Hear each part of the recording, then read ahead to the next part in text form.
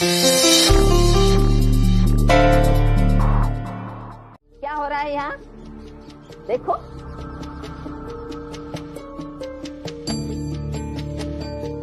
क्या क्या हुआ जीजाबाई? देखो तुम्हारी बहू गिर गई है।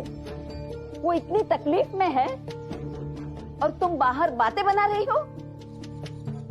थोड़ी बहू की सेवा करो।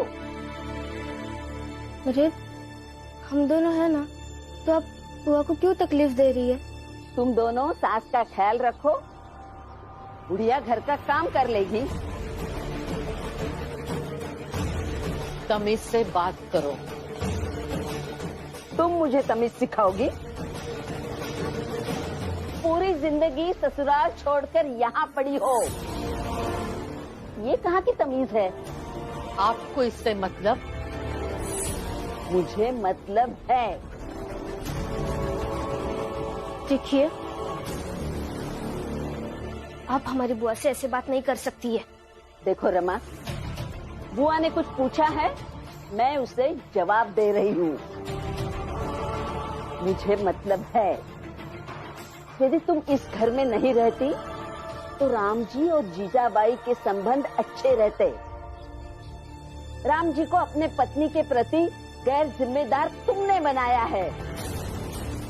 इस घर में जो जो बुरा हो रहा है वो सब तुम्हारी वजह से हो रहा है। और ये रमा और भीम किसी की सुनते नहीं, वो भी तुम्हारी वजह से। जीजाबाई की बर्बाद जिंदगी की जिम्मेदार तुम हो। क्या पता भीमाबाई को भी तुमने ही मारा होगा। सकुणाबाई!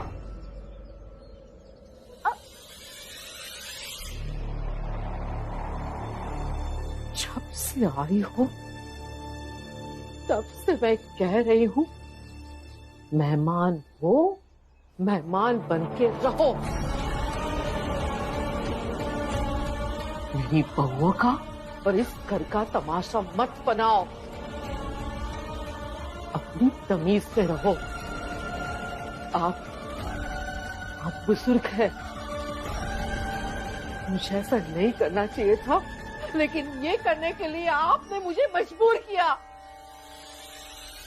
लगता है अब तुम्हें और समझाने की जरूरत नहीं पड़ेगी। अब समझ जाओगी।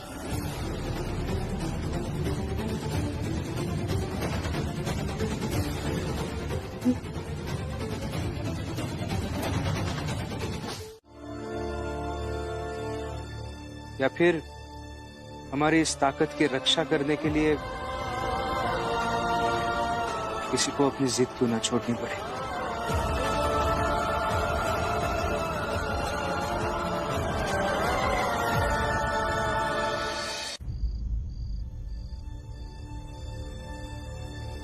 खा लीजिए।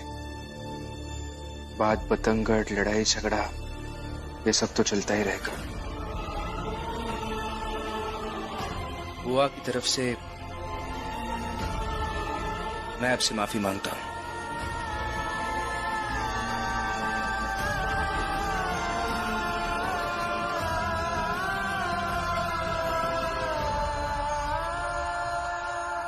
सुना था बुआ भीम से बहुत प्यार करती है और हर वक्त उसी का साथ भी देती है। हम सबके बीच की ताकत को बचाने की बात जो भीम कर रहा है, उसका साथ तो बुआ दे ही नहीं रही। जीजाबाई, अपने दीदी से कहो माफी मांग ले, वरना भीम के भाषण का मुझ पर कोई असर नहीं होगा।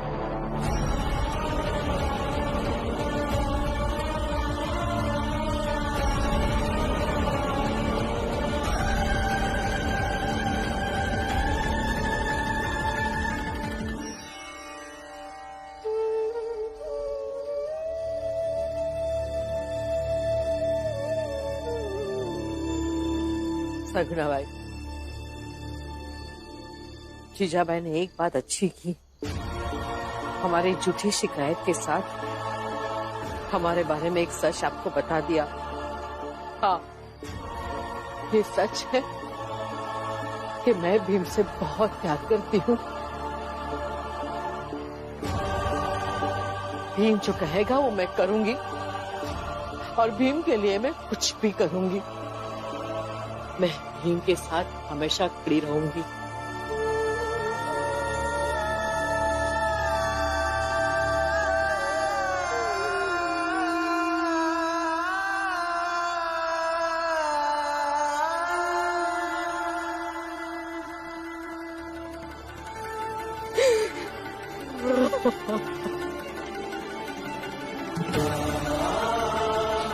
सगुणा भाई, मुझे माफ कर दीजिए।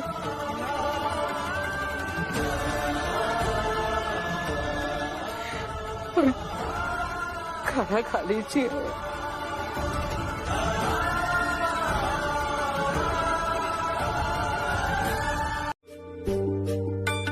मैं कम इन सर? आओ भीमराव। आपने बुलाया?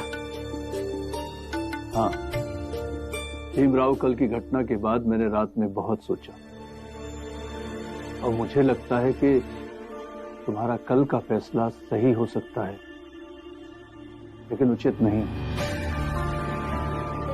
कि जाओ और दूसरे कॉलेज में पढ़ाई करो। एक बार पढ़ाई करके तुम वहां पहुंच गए जहां तुम पहुंचना चाहते हो, तो फिर बताना सबको अपनी जात, क्या फर्क पड़ता है। आपने मेरे लिए जो चिंता दिखाई उसके लिए बहुत बहुत शुक्रिया सर। लेकिन इमारत की ऊंचाई अलग बात होती है और उसकी मजबूती अलग बात। रास्ते ही अगर गलत हो तो सफलता स्थायी नहीं हो सकती है सर। राव, मैं इसलिए कह रहा हूं क्योंकि सभी टीचर मन बना चुके हैं। वो कोई ना कोई बहाना बनाएंगे और तुम्हें नहीं पढ़ाएंगे। पढ़ाएंगे, जरूर पढ़ाएंगे सर। मैं अभी चलता हूं, नहीं तो क्लास में देर हो जाएगी।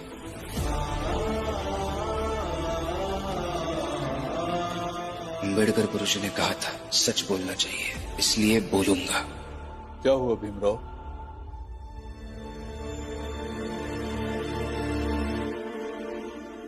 कुछ कहना चाहता हूं सर आपसे। कहो। सर, किसी भी संस्था या प्रणाली में जो श्रेष्ठ होते हैं, हर मसले पर उनके द्वारा अपनाया गया रुख बड़े ही स्पष्ट और बड़े बड़े अक्षरों से इतिहास में लिखा जाता है। फिर भविष्य तय करता है उन लोगों के अपराध को। आप इस कॉलेज के श्रेष्ठ पद पर है सर।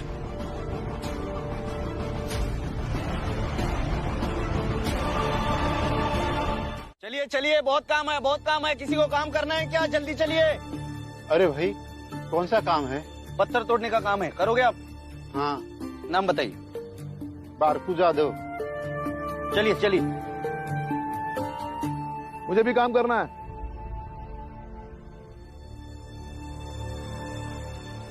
मुझे भी काम करना है। नहीं बाबा, मैं आपको मेरे सेठ जी के यहाँ पत्थर तोड़ने नहीं ले जा सकता। क्यों? बाकी लोग काम कर सकते हैं, मैं क्यों नहीं काम कर सकता? बाबा कहा ना आपको, आप कुछ और ढूंढ लीजिए। बाला, तुम फिर कुछ गलत कर रहे हो क्या?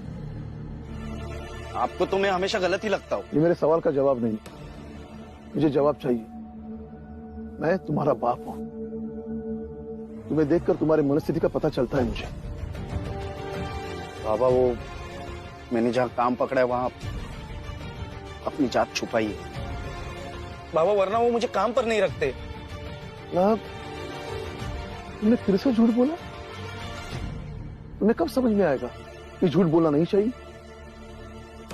एक तुम्हारा छोटा भाई भीम, उसके प्रिंसिपल ने कहा कि दूसरे कॉलेज में जाकर पढ़ो, लेकिन अपनी जात छुपाकर। उसने मना कर दी। अब वो कॉलेज में लड़ रहा है और तुम यहाँ। और मैं यहाँ क्या झूठ बोल रहा हूँ? यही ना बाबा, आपको बार बार ये जताना जरूरी है कि मैं अपने ही छोटे भाई से कितना छोटा हूं। और आप मुझे क्यों डांट रहे हैं? भीम को जैसे चाहिए वैसे वो जी रहा है, मुझे जैसे चाहिए मैं जी रहा हूं। बाला, मैं तुम्हारे सेठ जी को नहीं बताऊंगा कि मैं तुम्हारा बाप हूं, लेकिन मुझे काम पर तो ले चलो। ठीक है, चलिए।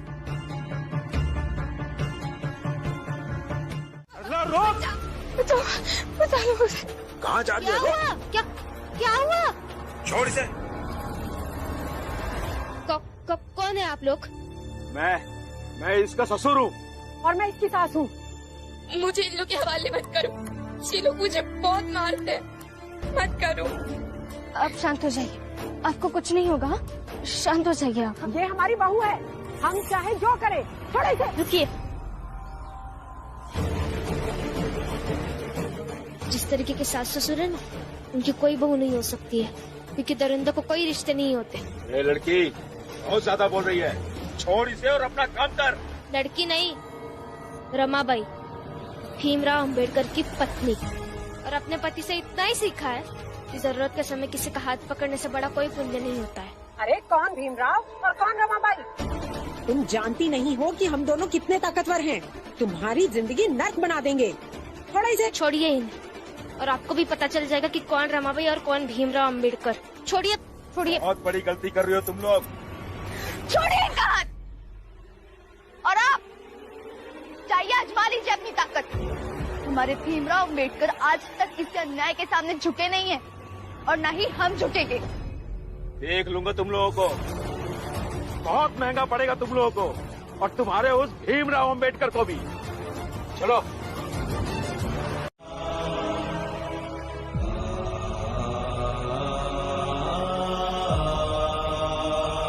वैसे गुरुजी, आज कक्षा में वो आम की बात निकली थी, तो मैंने प्रचन्न देव जी के बाग के कुछ आम आपके घर भिजवा दिए हैं।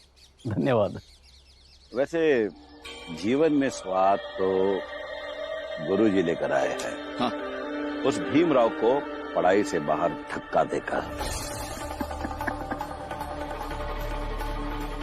अब वो भीमराव ना तो कभी पढ़ पाएगा, ना ही कभी पास हो पाएगा।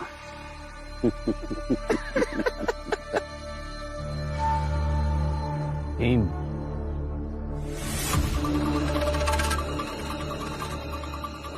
भीमराव,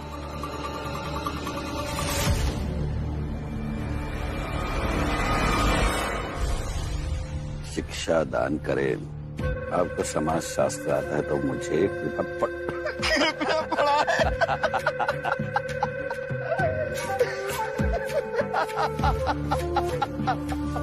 भीमराव, तू बहुत ही बड़ा बेवकूफ इंसान है। तुझे क्या लगता है कि ऐसे भीख मांगकर तू अपनी पढ़ाई पूरी कर लेगा?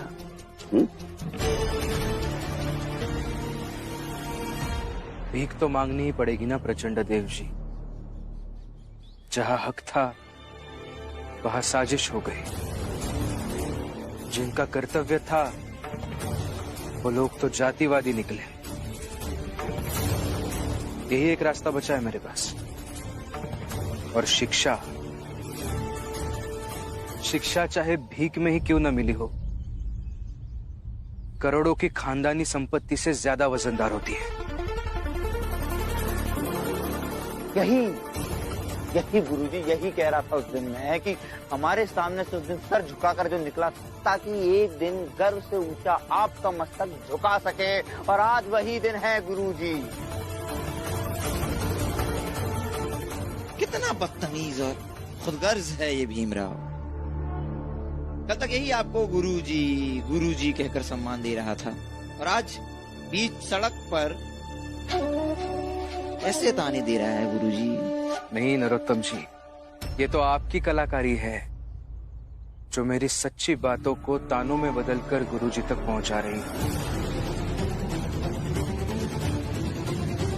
चलता हूं।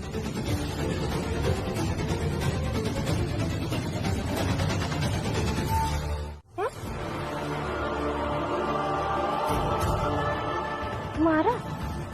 क्यों? मैंने इनसे बस इतना कहा कि हम सबको साथ रहना चाहिए, बस इसी बात पर ये बहुत गुस्सा हुआ और मुझे बहुत डांटा, मारा भी और कहा कि आइंदा से कुछ भी ना कहो।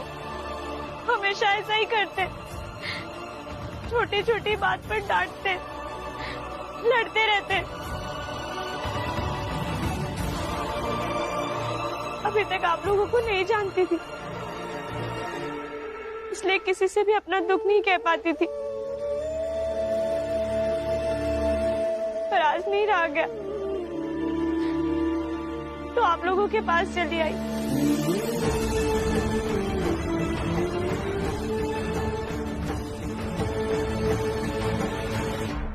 अरे इसमें कौन सी नई बात हो गई?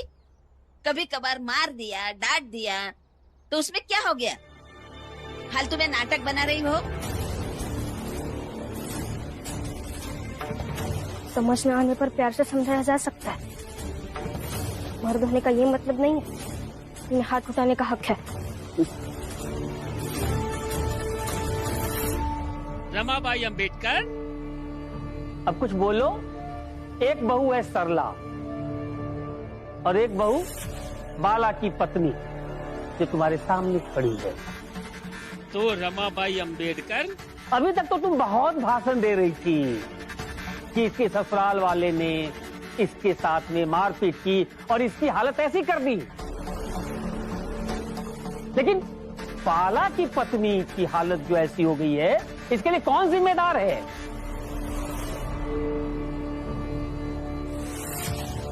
अरे किसने ऐसी हालत कर दी, बताओ। रमाबाई अंबेडकर,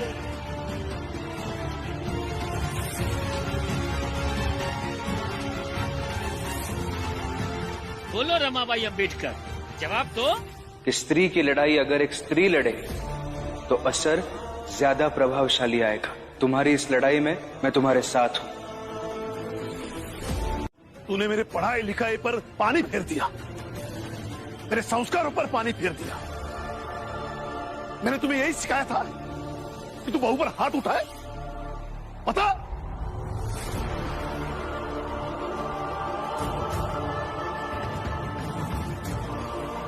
बाबा, आपको मुझे सबके सामने थप्पड़ मारना था, आपने मार लिया। इस पर मुझे कुछ नहीं कहना, लेकिन अगर आप ये उम्मीद कर रहे हैं कि आपके समझाने से मैं समझ जाऊंगा तो आप गलत हो।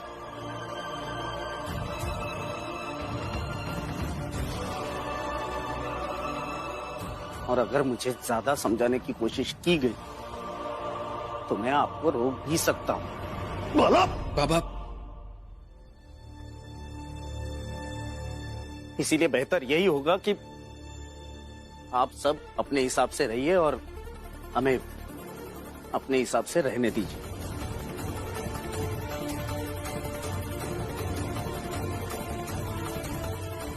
आज के बाद मेरे मसले पर दखलंदाजी बर्दाश्त नहीं होगी। बिल्कुल सही कहा वाला ने।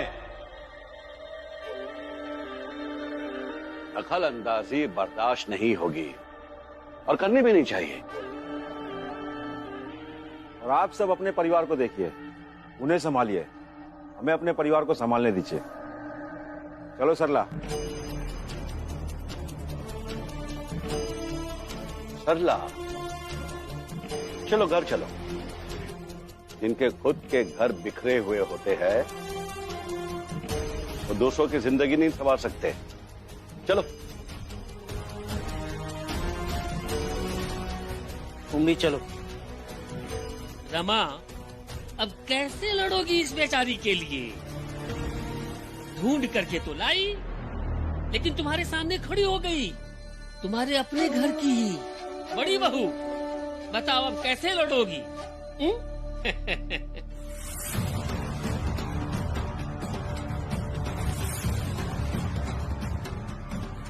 चलो सरला।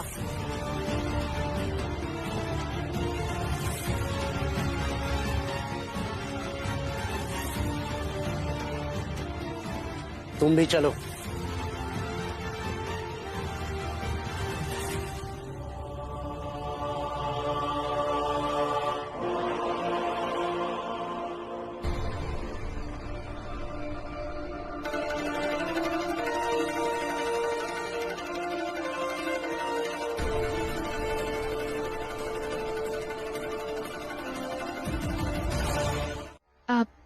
ये खाना खा लीजिए, मैं और एक थाली लाती हूँ। हाँ? नहीं रमा, दूसरी थाली मत लाओ, हम दोनों एक थाली में ही खा लेंगे।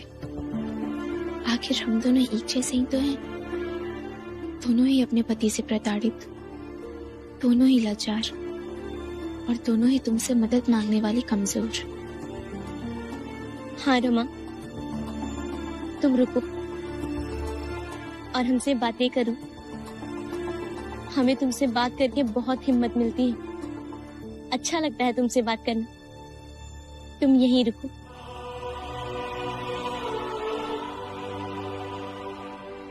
अब तक आप दोनों चाहे जैसे थे, लेकिन अब से आप दोनों योद्धा है, अपने अपने हक की लड़ाई लड़ने वाली योद्धा।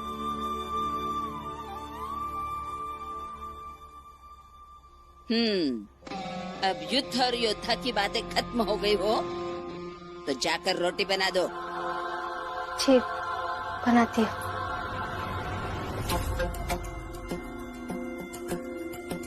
जिसकी खुद की औकात इतनी हो तो कोई कहे रोटी बना दे तो रोटी बनाने चल दे। वो तुम्हारी औकात कैसे बढ़ाएगी? हाँ? खाना मांग कर लाई है ये, खा लो दोनों और फिर सोचो, इस रमा के चक्कर में तुम दोनों का अपने अपने पति से रिश्ता ना टूटे।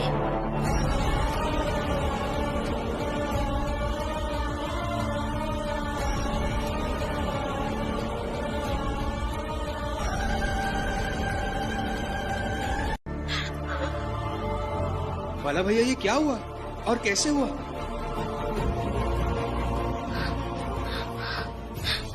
बाला, ये क्या हो गया? ये क्या हो गया आपको? अब ठीक तो है ना? तुमसे मतलब, तुम्हें तो सम्मान चाहिए ना, बराबरी का अधिकार चाहिए, तो जाओ मांगो इन सब से। मेरे तकलीफ से क्या लेना देना है तुम्हें? भैया, ये कैसी बातें कर रहे हैं आप? सही है, मैं तो जो भी कहता हूँ सब ऐसी वैसी बातें हो जाती है, तो फिर तुम्हें क्यों कुछ पूछना और सुनना है?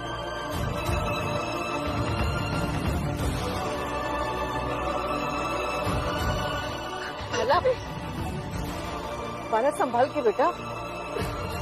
चाहो तुम सब यहाँ से, ठीक हूँ मैं। नहीं, हम आपको छोड़कर कहीं नहीं जाएंगे। छोड़कर तो चली गई ना?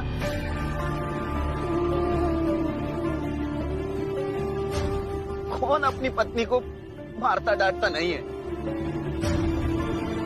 बाबा और भीम नहीं डांटते होंगे तो वो महान है।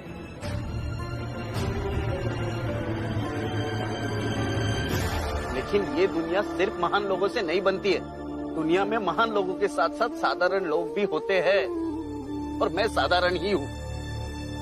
तुम बनो महान। रुक जाइए, आप गुस्सा मत करिए। देखो, गुस्से में नहीं, बड़े प्यार से और शांति से समझा रहा हूँ। तुम्हें अगर मेरे साथ आना है तो इन लोगों से उतना ही संबंध रखना होगा जितना कि मैं रखता हूँ।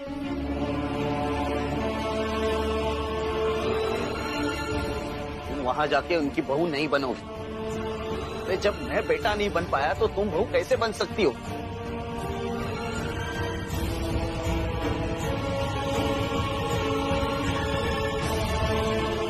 बाला, मुझे जो कहना था मैंने कह दिया, बाकी तुम्हारी मर्जी।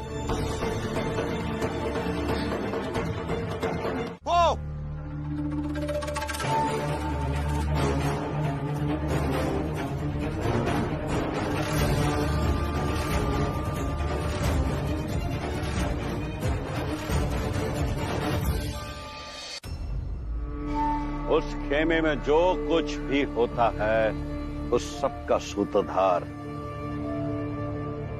यही है।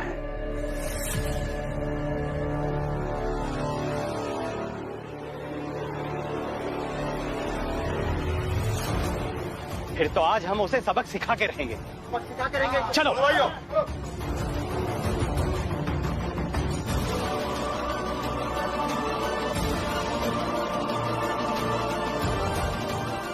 रुको रुको भीमराव, ये दो इधर। ये क्यों? छोड़ो। अरे क्या कर रहे हो इसे? छोड़िए।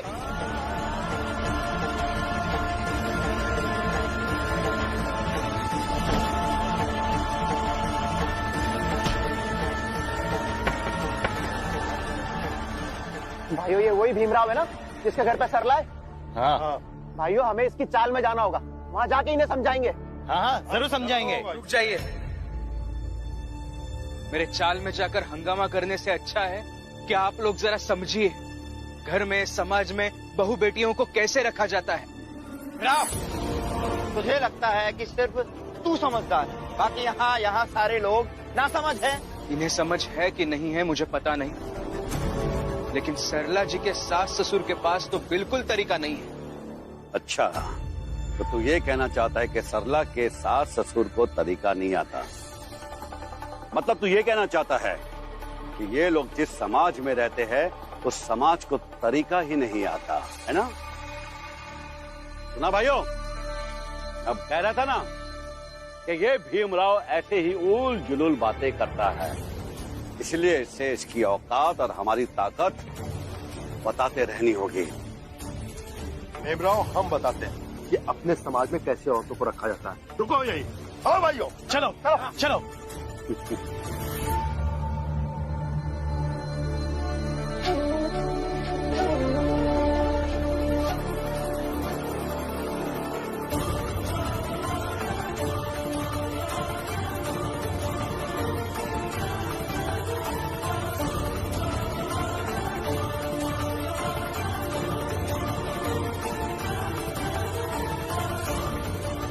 ये है मेरी पत्नी, और हम अपनी पत्नियों को लाठी मार के रखते हैं और आगे भी रखेंगे। क्या?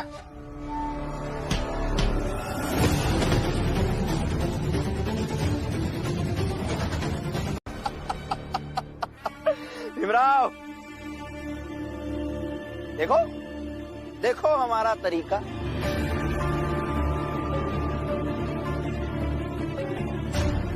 ये क्या किया आपने और क्यों किया? एक बार सोचिए तो सही, उनको कितना दर्द हो रहा होगा। नहीं, हम सही हैं। ये हमारे पति हैं। ये मेहनत करते, पैसे कमाते हैं, तो अगर कभी गुस्सा आया तो मार भी सकते हैं। ठीक वैसे ही जैसे बचपन में हमारे माँ बाप मारते, तो इनको भी उतना ही अधिकार है कि हमें मार सकते। हाँ, आखिर शादी के बाद एक औरत का पति ही तो उसका अभिभावक होता है ना? शादी के बाद पति अभिभावक कैसे हो सकता है? मंद बुद्धि, पहली बार सही सवाल किया है इसने।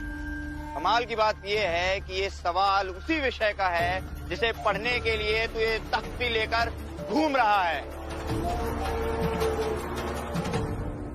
तो जा और ढूंढ इस सवाल का जवाब। शादी के बाद पति अभिभावक कैसे हो जाता है? चलो, अभी हमारे चरण स्पर्श करो।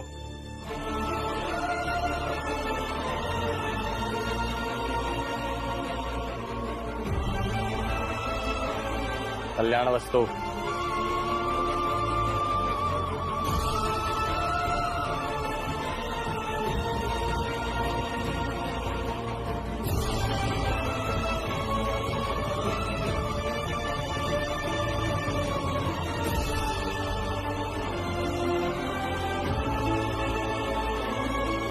आपने जो कुछ भी किया है अभी गलत किया है। कौन है रमा भाई जो हमारे समाज की औरत को यहाँ लेके आई है? मैं हूँ रमा।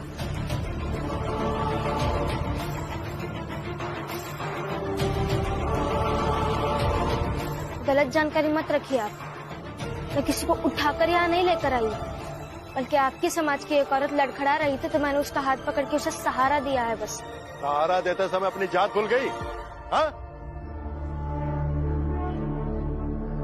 देखिए, पीड़ित व्यक्ति की सिर्फ एक ही जात होती है, पीड़ित। और उसे सहारा देने के लिए किसी खास जाति का होना जरूरी नहीं, बल्कि अच्छी नीयत का होना जरूरी है। हम बस 10 तक गिनेंगे। या तो सरला को हमारे हवाले कर दो, या फिर हम चाल को पूरी तरह से तहस-नहस कर देंगे।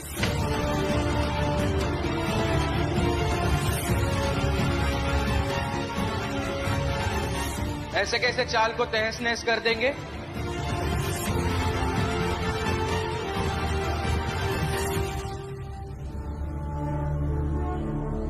दस तक गिनती पूरी होने दो, फिर पता चल जाएगा।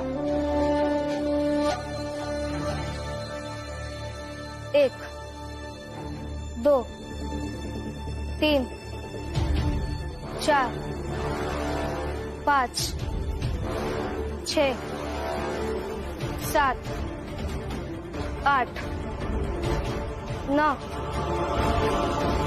10 हो गई गिनती पूरी। अब बताइए क्या कर लेंगे आप?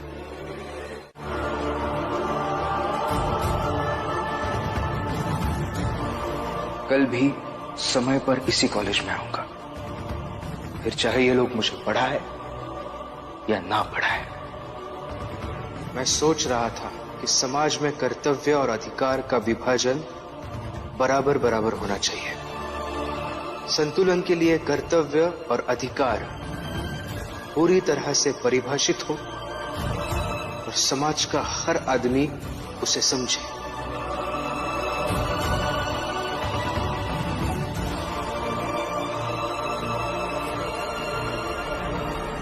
कोश! कोश! क्या क्या गलती थी उन लोगों की? यही कि अपनी बहू को अपने घर लाना चाहते थे, शांति से अपना जीवन जीना चाहते थे। यही क्या हुआ? मर गए सरला के सास ससुर तुम्हारे षड्यंत्र में। आग में झुलसकर जलकर मर गए।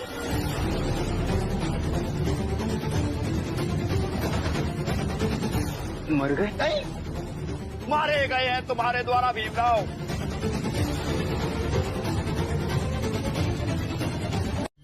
आओ बैठो। आज तो भीमराव आया नहीं, तो चलो कुछ पढ़ाई कर लेते हैं। चलो निकालो। मैं कम इन सर। अरे भीमराव आओ।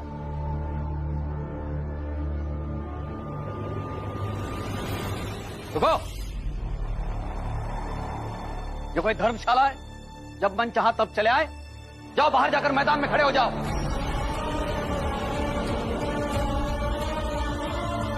सर मैं समय पर पहुंच गया था यहाँ, तो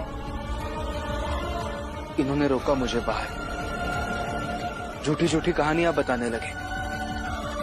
अब मेरी इसमें क्या गलती है? लो, सुन लो, इसमें भी मेरी गलती है ना? अरे मैं तो चाहता ही हूँ कि भीमराव तुम पढ़ाई ना कर सको। ये पूरा कॉलेज जानता है कि तुम्हारी पढ़ाई रोकने के लिए मैं कुछ भी कर सकता हूँ। माना कि मैंने इसे बाहर रोका, तो इसे रोकना चाहिए था। अगर इसे आना था तो इसे समय पर आना था ना कक्षा में। सर बोलिए, खुद की गलती नहीं मानना है इसे। बिल्कुल सही कह रहे हैं नरोत्तम जोशी। ऐसे तो भीमराव इतना बुद्धिमान बनता है, यहाँ इसकी अकल घास चरने गई थी क्या? अब जाओ बाहर मैदान में जाकर खड़े हो जाओ, यही तुम्हारी सजा है। लेकिन देर से आने वाले को कक्षा में कोई जगह नहीं। चलो जाओ।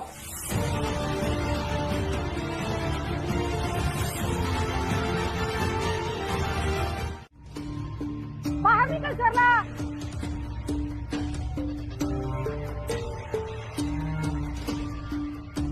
ए सरला सुन, तेरे पास कल शाम तक का समय है। कल शाम तक तू घर वापस नहीं आई तो कल ही मैं अपने बेटे की दूसरी शादी करवाऊंगी।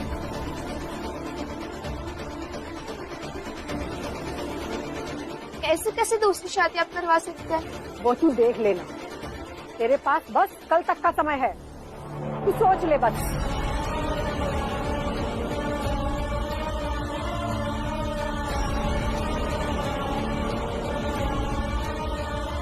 और सरला, अंत में तुझे क्या मिला? सौतन। रमा के जीवन भर तुम्हें यहाँ रखेगी? नहीं ना? अभी भी समय है, अपने पति के घर चली जाओ। अब तू ही सोच, ऐसी औरत की समाज में क्या इज्जत होगी जिसे पति ने छोड़ दिया हो? अरे पति जैसा भी हो, उसी के साथ ही रहना चाहिए।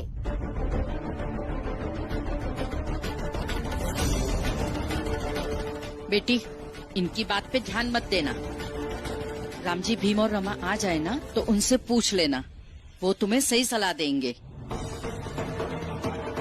क्या सही सलाह देंगे? अरे इनके सलाह से तो सबकी बर्बादी ही हुई है, तुम्हारी भी बर्बादी ही होगी, याद रख लेना।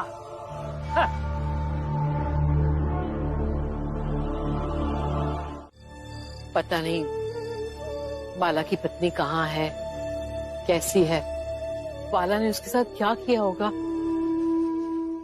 करना क्या है? जैसे सरला का पति कल दूसरी शादी करेगा, वैसे बाला की पत्नी भी किसी दिन आकर तुम सबको कहेगी बाला ने दूसरी शादी कर ली है।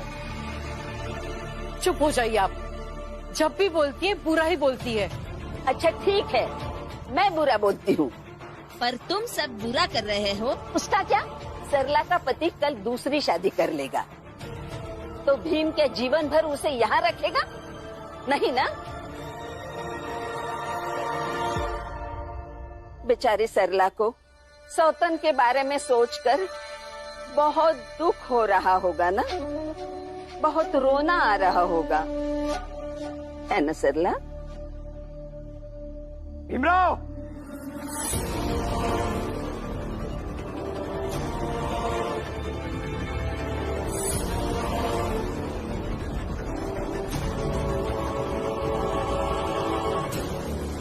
मूर्ख, देख आज इसके आंसुओं का भी कारण बन गया तू। इतना सोचता है कि लोगों की जिंदगी संभाल लेगा तू, उतनी ही बर्बाद कर देता है।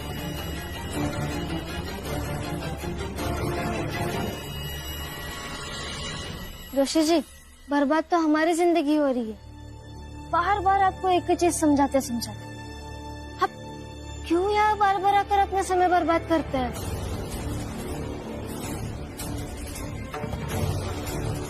जाहिल, आज मैं यहाँ तुझसे तेरे पति से बहस करने नहीं आया हूँ। आज मैं यहाँ आया हूँ सरला के लिए एक प्रस्ताव लेकर। कैसा प्रस्ताव? यही कि तू, तेरी पत्नी, तेरा बाप और ये सरला अगर सुबह सुबह अपने सास ससुर से जाकर माफी मांग लेते हैं तो सरला के सास ससुर इसे माफ कर देंगे और अपने बेटे की दूसरी शादी भी नहीं कराएंगे। हाँ, लेकिन माफी मांगने में एक शर्त है, माफी पैर पकड़कर मांगनी होगी।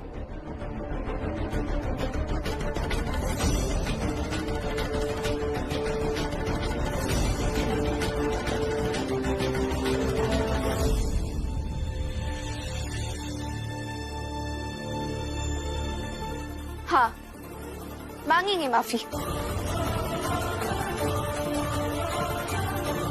शाबाश।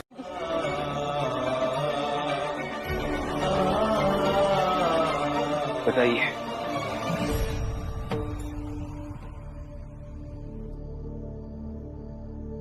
बताइए नरोत्तम जी, किस बात की मांगनी है माफी? हाँ जोशी जी,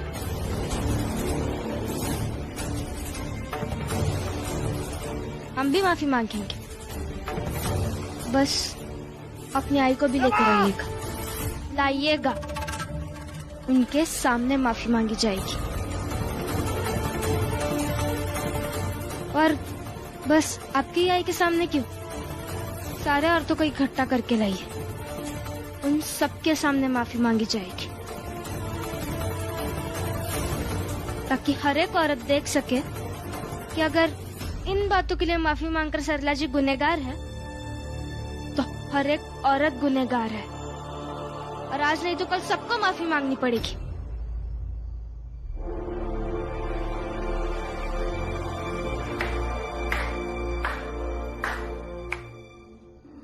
नरोत्तम जोशी जी, सरला ने जो कहा वो उसके सास ससुर से पूछेगा ही, लेकिन साथ में ये भी कहिएगा उसी चौल की बूढ़ी औरत दलिया अम्मा भी आएगी माफी मांगने। हाँ, और हम आई बे सरला के सास ससुर से माफी मांगे।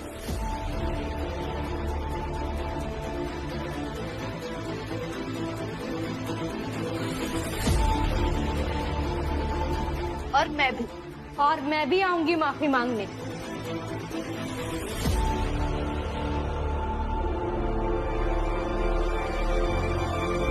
और मैं तो आऊंगी। मैं आऊंगी। अरे क्या सुबह सर्कस का आयोजन किया है मूर्खों? हाँ, ये क्या नाटक मचा रखा है? नाटक नहीं है जोशी जी।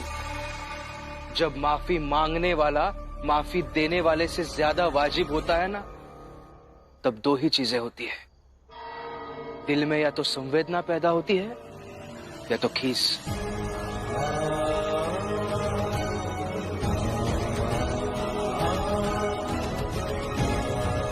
जाकर बताइए उन्हें सरला जी के पति की दूसरी शादी कराए।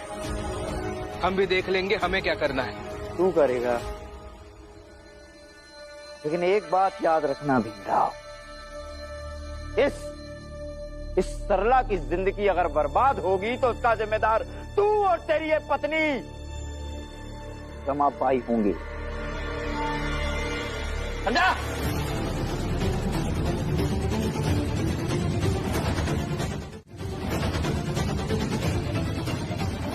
मुझे लगता है रमा और भीम सरला का जीवन पूरी तरह से बर्बाद होने के बाद तुम जीवन भर ऐसे ही सहानुभूति के लंबे चौड़े भाषण देते रहना और ये सब तालियां बजाते रहेंगे जैसे आज बजा रहे थे।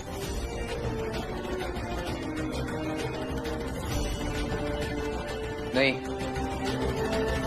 सरला जी की जिंदगी बर्बाद तो नहीं होने दूंगा मैं। कुछ ना कुछ रास्ता निकल आएगा।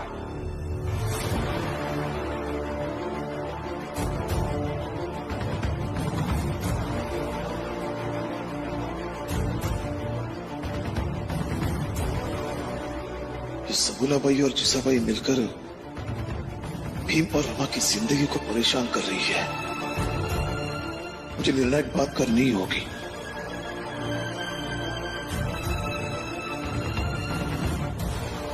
इन लोगों का नाटक ऐसे ही चलता रहेगा। चलो।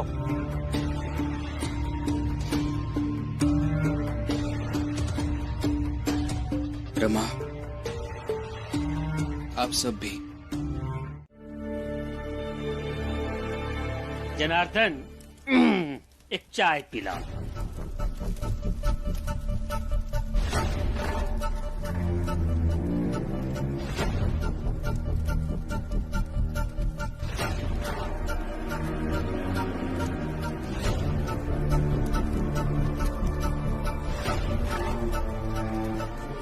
अरे हितेश भाऊ, चाय हाथ में लेके क्या सोच रहे हो? जोखू, जनार्दन, मैं बस यही सोच रहा हूँ कि रमा, भीम और सब मिल करके इस सरला के लिए क्या करने वाले हैं, यही देखना है। हाँ भाऊ, इसका इंतजार तो मुझे भी है कि आज क्या होगा। लो, देख लो।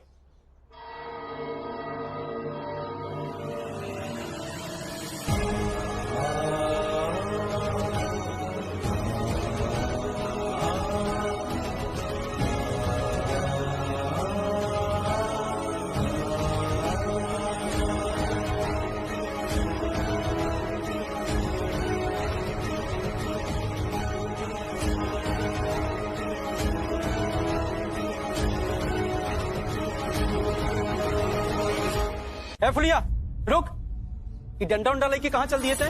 जोखू, वो औरत को इंसाफ दिया की बात है, हम जरूर देवे। अरे ते कहूं न जाबे भीम और रमा तुम्हारे दिमाग में कुछ भर दिए और तो चल दिए विद्रोह करें। तो कुछ नहीं भर दिया हमारे दिमाग में। ऐसा बुद्धि हमका भी है कि कोई औरत के इंसाफ की बात है तो हमका ओकरा साथ देवे के चाहिए, हम तो जरूर देवे। हम मुँह देखा थे तो कैसे जाता है। चल चल घर के अंदर देखो। और ये तेरा सत्य कैसे जीतता है? अब जाइए, मैं देखती हूँ। और विश्वास कीजिए और इन्हें भी विश्वास करने दीजिए कि आपका मुझ पर पूरा भरोसा है।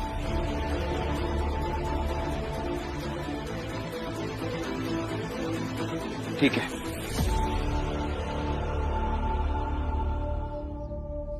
ए सरला, तुझे माफी मांगने का विकल्प दिया था ना, तब तो तूने लंबा चौड़ा भाषण सुना दिया और गिनवा दिया कि तूने अपने पति के लिए और इस परिवार के लिए क्या क्या किया है। तो अब तुझे क्या लगता है कि इस लाठी के बल पर ये शादी रुकवा देगी? शादी रुकवाने नहीं आई हूँ।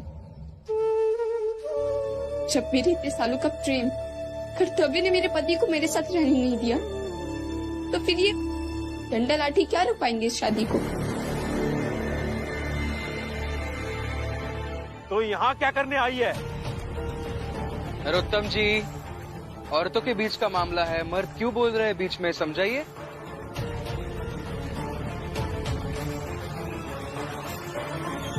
हम सब यहाँ इसलिए आए हैं ताकि सरला जी का पूरा हिसाब हो सके। जितना समय, जितनी मेहनत और भावना इन्होंने आप सबके साथ इतने वर्षों तक खर्च की है ना, उसे लौटा दीजिए, फिर ये शादी करते रहिए।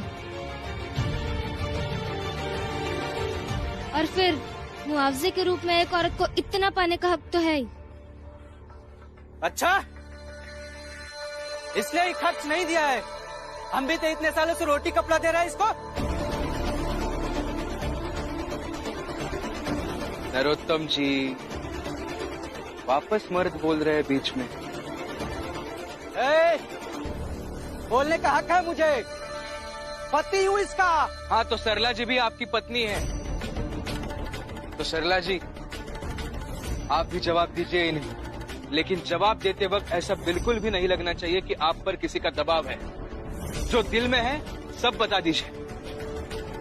हाँ सरला जी, आज मर्यादा में मत बंधिए, क्योंकि मर्यादा कई बार पक्ष को कमजोर कर देती है।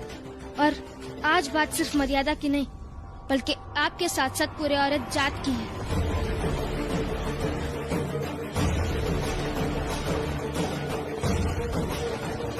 अरे ये क्या जवाब देगी? इससे पहले कौन सा कोई खुश था? और नहीं तो क्या, ना पति खुश, ना ससुराल में परिवार खुश, तो क्यों रखेगा कोई तुम्हें अपने घर में? और अकड़ तो देखो, आकर माफी नहीं मांग सकती थी, आ गई नाटक करने।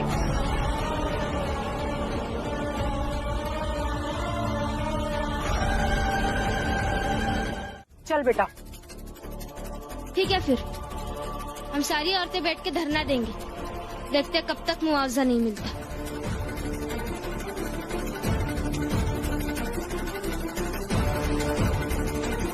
चलिए, हम सब मिलकर धरना देते हैं। बैठिए। ठीक है, तुम सब लोग यहीं बैठकर धरना दो। जब थक जाओगे तो खुद ब खुद उठ जाओगे। चलो भाइयों। एक बात और, आधी जायदाद मिलने के बाद भी हिसाब तो पूरा होता ही नहीं। आप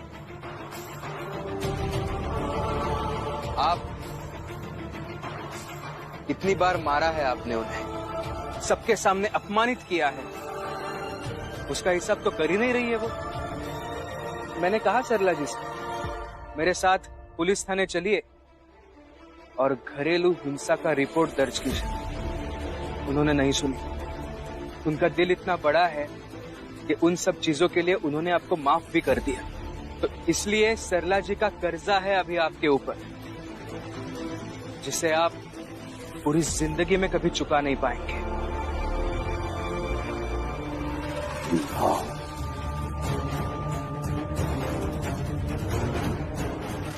ये सब सजावट निकालो।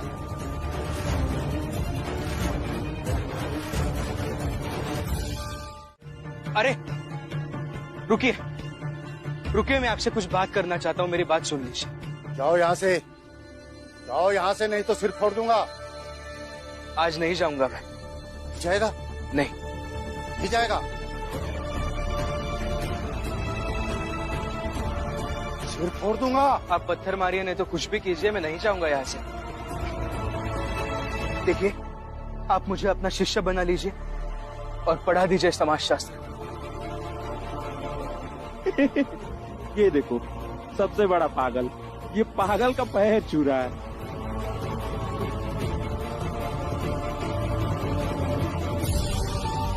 आप गुरु हैं, मैं मुझे पढ़ना है आपसे। मुझे इन लोगों से नहीं फर्क पड़ता, ये ऐसा क्यों कह के गए, क्यों हंस के गए, मुझे सच में नहीं फर्क पड़ता। मुझे बस समाजशास्त्र पढ़ना है, पढ़ा दीजिए। तभी पढ़ाइए जब मैं आपका शिष्य बनने की कसौटी पर खरा उतरूंगा।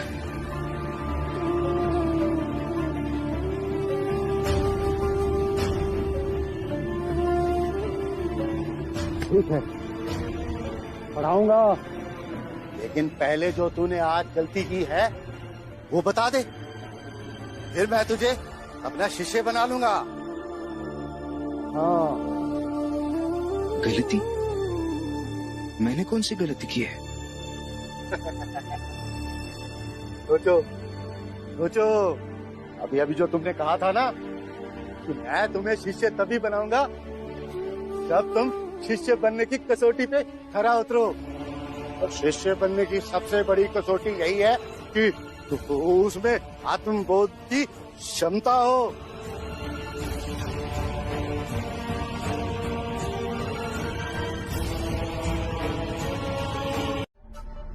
नटवर, इसकी अम्मा तो है, और ये लोग भूखे रहेंगे तो मुझे अच्छा लगेगा क्या? हितेश, तू चिंता ना कर, रमा जितना कह रही है उतना तुम सब मान जाओ, तभी उठेंगे हम। अरे ये रमा का अपन घर नहीं देखा है क्या तुमने? देखा है? ए फुलिया, तो उठ, घर चल और खाए का बनाओ, बहुत भूख लगी हमका। अब भूख लगी है तो खुद जाके बनाओ और खाओ। अब कहीं नहीं जाइए। नहीं जाएंगे, नहीं जाएंगे, नहीं जाएंगे, नहीं उठेंगे, नहीं उठेंगे, नहीं उठेंगे, नहीं उठेंगे, नहीं उठेंगे, नहीं उठेंगे। ए अम्मा, घर चलो, मुझे भूख लगी है। तुमको पता है ना, मैं दोपहर को खाना नहीं खाता हूँ तो मेरी तबीयत खराब हो जाती है। चलो घर। नहीं आऊंगी मैं। नहीं जाएंगे, नहीं जाएंगे, नहीं जाएंगे, नहीं जाएंगे, नहीं जाएंगे, नहीं जाएंगे, नहीं जाएंगे, नहीं जाएंगे, नहीं जाएंगे, नहीं जाएंगे, नहीं जाएंगे। ये तुम सबकी औरतों के कारण हमारी औरतें भी बहक गई हैं। बहक नहीं गए हैं, सही रास्ते पर आए हैं। और अगर हमें घर लेकर जाना है ना, तो सरला को मुआवजा दिलाओ। शब्द गुरु का शब्द है, काया का गुरु काए, भक्ति करें नित शब्द की, सतगुरु यों समझाए, सतगुरु यों समझाए। तुम लोगों को शर्म नहीं आ रही है? सुबह से मैं कुछ खाया नहीं, बच्चा वहाँ पे भूखा है और यहाँ पे बैठ कर धरना प्रदर्शन कर रही हो। चला कर। नहीं जाएंगे, नहीं जाएंगे, नहीं जाएंगे, नहीं जाएंगे, चलो सब लोग नहीं जाएंगे, नहीं जाएंगे, नहीं आएंगे, नहीं जाएंगे, नहीं जाएंगे। बात अब आगे बढ़ चुकी है। हम सभी मर्दों को एक होकर इन औरतों को सबक सिखाना होगा। जो करना है कर लीजिए, हम भी देखते हैं कि आज आप किस हद तक जाएंगे। एकदम सही कह रहे हैं आप। बताइए कि क्या करना है, बताइए। मिट्टी का तेल डालकर जलाना दें इन सभी औरतों को। अच्छा,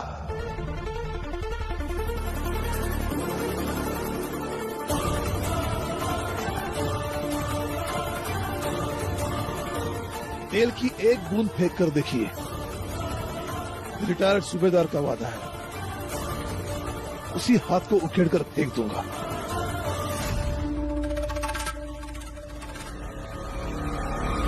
लेकिन यही अहम आप सब लोग छोड़ दोगे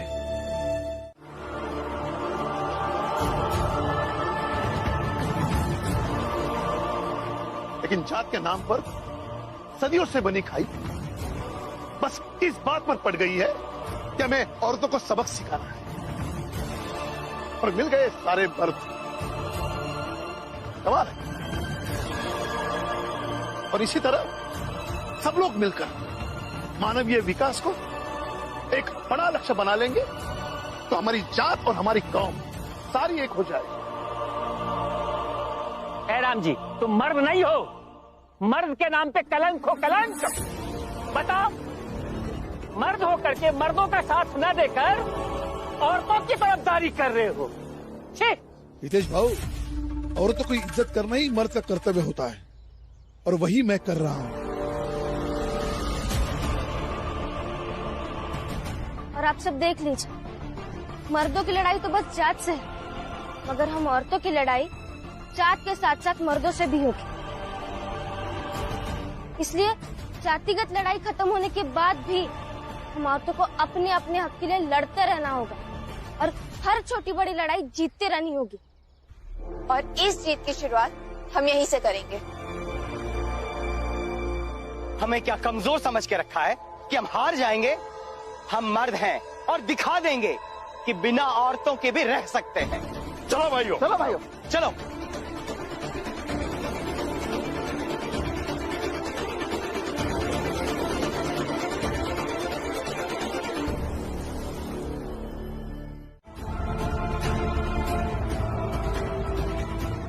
राम जी भाव। हाँ, रख दीजिए। जी जी, यहाँ रख दीजिए। यहाँ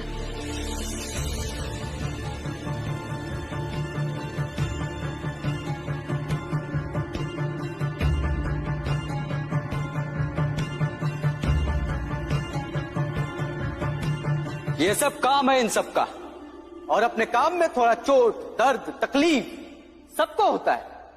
एक बात तो रह गई। अभी अभी आपने कहा था ना कि ये खाना बनाना, ये सब करना उनका काम ही है। वैसे आप भी अपना अपना काम करते ही होंगे, जीविका के लिए बाहर कुछ काम करके पैसे कमाते होंगे।